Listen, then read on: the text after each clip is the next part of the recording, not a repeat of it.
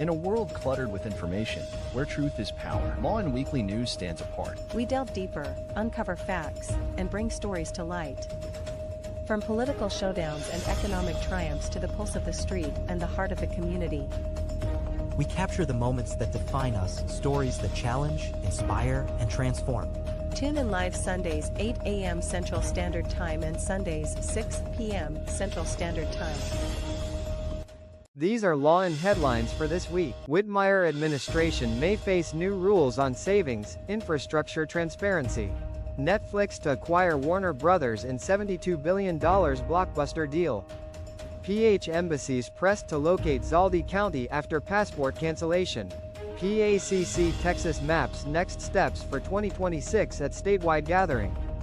NBA Cup introduces fresh identity, trophy to chase 2025. Avatar Season 2 teaser showcases Toph Baifong's return.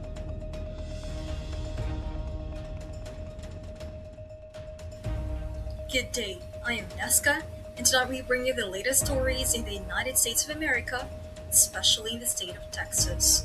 So sit back, relax, and let Lawin Weekly News be your guide to the news that matters most. Texas Attorney General Ken Paxton on Wednesday announced a statewide investigation into the finances and property tax practices of nearly 1,000 cities to determine compliance with a new state law that ties property tax rate increases to transparency requirements. The investigation targets cities across Texas and focuses on whether local governments followed legally required procedures before adopting property tax rates, including issuing public notices, providing disclosures, and holding public hearings. Paxton's office requested financial records and tax-related documents from the cities under review to examine how and when tax rates were adopted and to assess compliance with the law. The Attorney General's office stated that the inquiry serves as a compliance review and does not allege specific wrongdoing. City officials said they are reviewing the document requests and preparing the required materials for submission to the Attorney General's office. The Texas Republican Party announced a statewide effort to establish Turning Point USA chapters in public high schools, charter schools, and colleges across Texas. The initiative aims to increase conservative youth engagement through partnerships with students, educators, and local GOP officials. Turning Point USA, a conservative nonprofit founded in 2012 by activist Charlie Kirk, promotes limited government, free markets, and other right-leaning political views. The Texas GOP said the volunteers will help students navigate school procedures, secure faculty sponsors, and coordinate with existing Turning Point USA regional staff to form chapters. The U.S. Department of Justice ended federal monitoring of Houston's response to illegal dumping in 2023 after a 2-year civil rights investigation focused on a historically black neighborhood in Northeast Houston. The investigation, which began in July 2022, examined complaints that predominantly Black and Latino neighborhoods faced slower and less effective responses than majority white areas, looking for potential violations of Title VI of the Civil Rights Act. In 2023, the DOJ, the City of Houston, and local advocates reached an agreement requiring improvements, including updated complaint logging systems, faster cleanup response times, additional crews, and expanded communication and environmental services in neighborhoods with chronic dumping. While under federal oversight, the city increased surveillance cameras, added solid waste staff, and launched public education efforts. Houston city officials advanced new budget and transparency rules aimed at requiring Mayor John Whitmire's administration to save more money and publicly justify major changes to infrastructure projects. A key city council committee recommended measures to tighten how the administration manages the city's reserves and modifies capital improvement projects. The proposals would require maintaining higher minimum balances in Houston's savings account, addressing concerns over declining financial reserves in recent years. The rules would also mandate detailed public reporting whenever funding is shifted among major infrastructure projects, including roads, drainage, and public facilities. Council members said the transparency provisions respond to recent abrupt adjustments in project plans, giving the public clearer explanations and oversight of the city's long-term capital improvement efforts. In a world filled with fleeting moments, there's beauty waiting to be captured. My name is Christian, and I specialize in immortalizing your most precious memories, from elegant weddings to vibrant events and timeless portraits. I'm here to make every moment unforgettable. Let me tell your story through the lens. Contact me today and let's create magic together.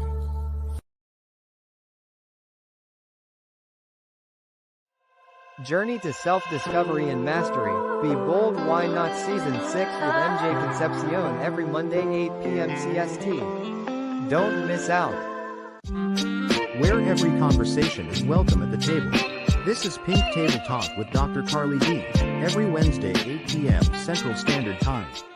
Rice, spice, and everything nice. Welcome to the Philippine food scene with adobo queen, Nancy Reyes Lumen of Commissary Kitchen. Every Thursday 8 p.m. CST, Friday 9 a.m. Philippine time.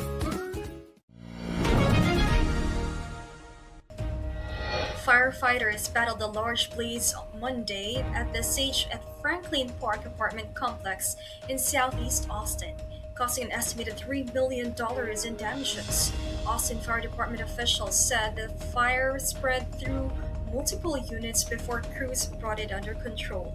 Emergency calls reported heavy smoke and flames coming from the complex. Investigators have launched a probe into the fire's cause and origin, reviewing witness statements, physical evidence, and available video footage. Post-fire assessments documented property loss, structural damage, and impacts on affected units. Officials said they are coordinating with property management and city departments and will continue to monitor the site, supporting follow-up safety inspections. A Dallas comedian and actress gained attention after traveling 4,500 miles to Ireland for her first date, which has since turned into an ongoing relationship. The rest are rarely connected with Sean Rooney of Longford, Ireland via social media. After weeks of calls and video chats, she traveled from Texas to meet him in person, bringing a friend for safety. The initial meeting went smoothly and the couple decided to continue seeing each other. Ireland's tourism agency later invited her back for another visit. Rooney has since traveled to Texas, meeting Rowley's family and spending Thanksgiving with them. The couple continues to navigate a long-distance relationship between the US and Ireland. The San Antonio Zoo will open its new Congo Falls gorilla habitat this weekend, marking the return of gorillas at the zoo after several years. The exhibit features the world's tallest gorilla tower and an immersive multi-level habitat with naturalistic landscaping, including trees, rocks, and water features. Zoo staff completed health checks and quarantine procedures and will monitor the gorillas' use of the habitat, adjusting enrichment and feeding locations as needed. The exhibit is included with standard admission, and security teams are prepared for increased attendance during opening weekend. The habitat was built with durable materials suited to a San Antonio's weather, with regular maintenance planned to ensure safety and longevity. Netflix announced Friday will acquire Warner Bros. Discovery Studio and streaming operations including HBO and HBO Max in a $72 billion cash and stock deal. The transaction, which could close within 12 to 18 months pending regulatory approval, includes Warner Bros. Motion Picture Group, Warner Bros. Television, DC Studios, and the streaming services. Warner Bros. Discovery's cable networks, including CNN Discovery and TNT Sports, will remain with a separate company. The deal values Warner's Discovery at $27.75 per share and assigns the acquired assets and enterprise value of $82.7 billion, including debt. Netflix co-CEO Ted Sarandos said the merger will expand entertainment options and the reach of Warner's film and TV franchises. Warner Bros. Discovery CEO David Zaslav added it positions the studio's storytelling assets for long-term global distribution. Some lawmakers raised concerns with Democratic Senator Elizabeth Warren, citing potential monopoly risks, while Republican Senator Roger Marshall highlighted effects on consumers, creators, and local businesses. The deal follows months of bidding, with Comcast and Paramount also reportedly submitting offers. Regulators will review the merger before the planned completion in 12 to 18 months. Join us for a captivating new series where Lawin sits down with the trailblazers of the music and entertainment world. Discover the stories behind the faces and voices that shape our culture and community. We will bring you exclusive interviews with industry legends and rising stars. Behind the scenes insights and get a peek into the creative processes and personal journeys. Artists and performers and their upcoming shows and events. Stay tuned for more updates and sneak peeks. Follow us on social media and subscribe to our channel.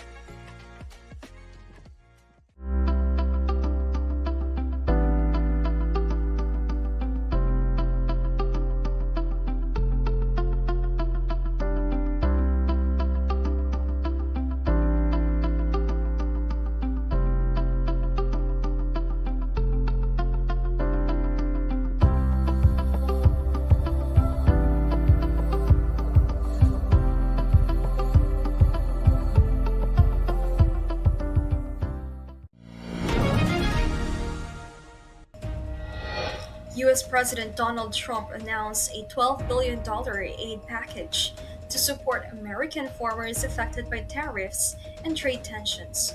The program targets producers of soybeans, corn, pork, dairy, and other commodities, especially those hit by retaliatory measures from trading partners such as China. Administered by the U.S. Department of Agriculture, the package includes direct payments, government purchases of agricultural products, and funding to promote trade in alternative markets. Officials said the program is temporary, aimed at helping farmers manage losses while trade negotiations continue. USDA guidance and eligibility rules are being finalized, with local Farm Service Agency offices serving as points of contact. Nevada City Representative Tobias Chanco urged Philippine embassies and consulates worldwide to help locate former ACO Bicol party list Representative Saldi Co and facilitate his return to the Philippines after his passport was canceled.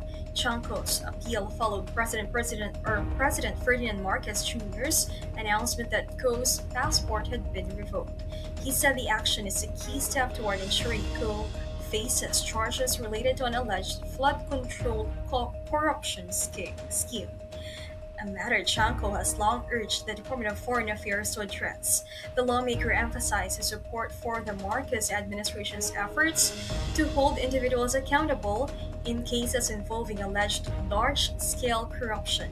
He called on all foreign posts to coordinate with relevant agencies to determine Co's location abroad. Chanco noted that the passport cancellation limits Co's international travel and increases the likelihood he will return to the Philippines.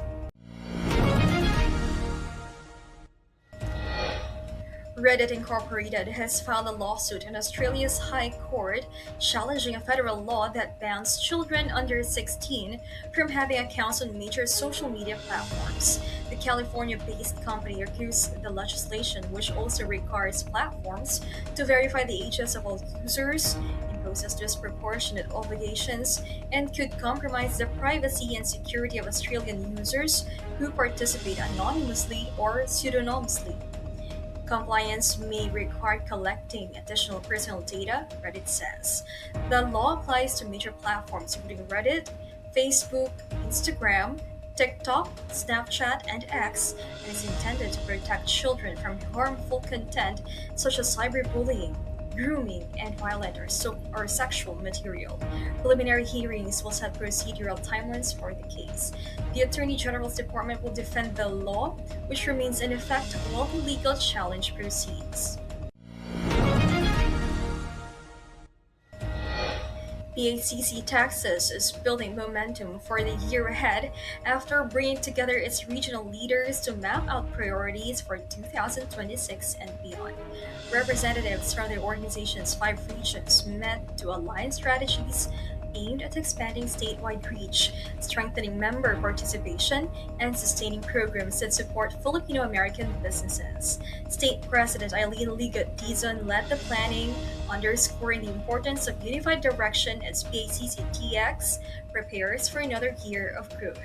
Regional Chair said the session provided a platform to coordinate goals and reinforce shared responsibilities across chapters. The planning activities were followed by a holiday gathering and team-building event, allowing members to reflect on the year's accomplishments and reinforce connections as the organization moves forward in the next year, 2026.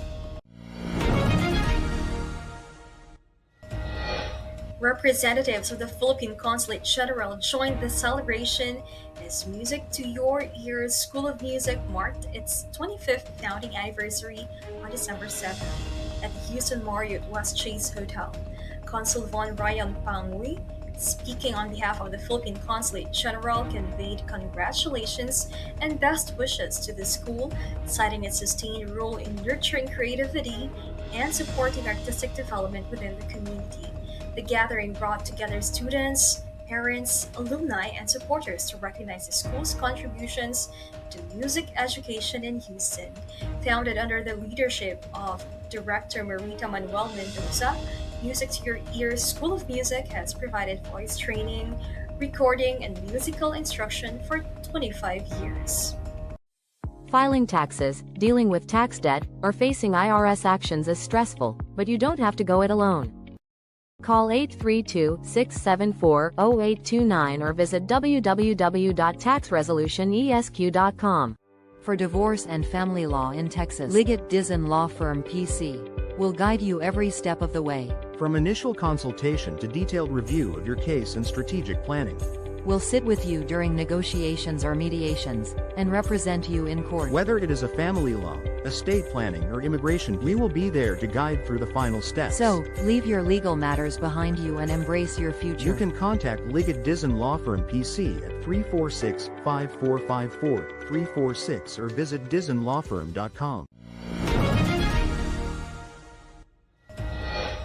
The Emirates NBA Cup, now in its 3rd year, has become a key part of an NBA schedule, offering competitive games and helping the league expand internationally, NBA Executive Vice President James Jones said. Jones explained that the in-season tournament was created to give teams, fans, and partners an additional competitive platform and a new trophy during the regular season. The Cup features group play and knockout rounds designed to replicate postseason intensity. He added that players and coaches treat Cup games as must-win contests, raising the stakes compared with typical regular season matchups, while scheduling allows teams to maintain playoff goals. Aya Laure said she expects to receive medical clearance to play for Alas Pilipinas in women's volleyball semifinal against Vietnam at the 33rd Southeast Asian Games in Bangkok's indoor stadium Hua Mark. Laure sustained an abdominal strain earlier in the tournament and has been monitored daily by team doctors and trainers. She limited her participation in recent drills and warm-ups while completing prescribed treatment and rehabilitation. The Philippines team has kept Laure on its active SEA Games roster, and coach has adjusted rotations and practice seasons or sessions to support her recovery while preparing tactical plans for the semifinal matchup. Netflix released a teaser introducing Toph Beifong in the second season of its live-action series Avatar: The Last Airbender. The video shows Toph, a blind earthbender, using seismic sense to detect movement and perform earthbending, including moving boulders, shifting terrain, and creating dust clouds. Scenes depict her interacting with Aang and his friends as he trains under her guidance. The teaser also highlights returning characters Aang, Katara, Sokka, and Zuko, along with new locations and battles in the Earth Kingdom, featuring coordinated bending attacks and group combat sequences. Netflix shared the teaser on its official platform to promote the upcoming season, which will adapt the Earth Kingdom story arc from the animated series. A release date for season 2 has not yet been announced. Sofronio Vasquez, the first Asian winner of The Voice, has released a new holiday single, Grown Up Christmas List, produced by Grammy-winning composer David Foster. The release is part of two major 2024 Christmas projects, including a collaboration with his coach Michael Bublé on Maybe This Christmas. Vasquez credited Bublé with initiating the collaborations and providing creative guidance. He said the holiday tracks offer an early preview of his upcoming EP set for 2025, which will feature additional collaborations with Foster, Bublé, and Paul Anka. Vasquez's releases follow his 2023 The Voice victory, which earned him international recognition and opportunities to work with prominent North American artists. As we brace ourselves for the upcoming weather changes, let's dive into what you can expect day by day. Whether you are planning outdoor activities or just preparing for the week, we've got you covered with the most accurate forecast. Stay tuned with us as we take a closer look at the weather patterns that will impact our region. Remember, here at Lawin Weekly News, we bring you the clearest skies to the stormiest forecasts. Here is your Lawin Weekly News weather forecast in Houston, Texas. On December 14th, Sunday, the highest temperature is around 63 degrees Fahrenheit with a low near 41 degrees Fahrenheit. Expect mostly sunny skies and cool conditions. On December 15th, Monday, the high reaches about 64 degrees Fahrenheit and the low drops to 42 degrees Fahrenheit. Sunny throughout the afternoon with crisp air. On December 16th, Tuesday, the temperature peaks near 65 degrees Fahrenheit and dips to 44 degrees Fahrenheit at night. Partly sunny and mild. On December 17th, Wednesday, the high is around 66 degrees Fahrenheit with a low of 45 degrees Fahrenheit. Cloudy with a slight chance of light rain. On December 18th, Thursday, the temperature reaches about 64 degrees Fahrenheit and falls to 43 degrees Fahrenheit overnight. Partly sunny and cool. On December 19th, Friday, the high is near 62 degrees Fahrenheit with a low around 41 degrees Fahrenheit. Mostly sunny and pleasant for the season. On December 20th, Saturday, the highest temperature is about 61 degrees Fahrenheit with a low of 40 degrees Fahrenheit. Sunny with a cool, winter-like feel.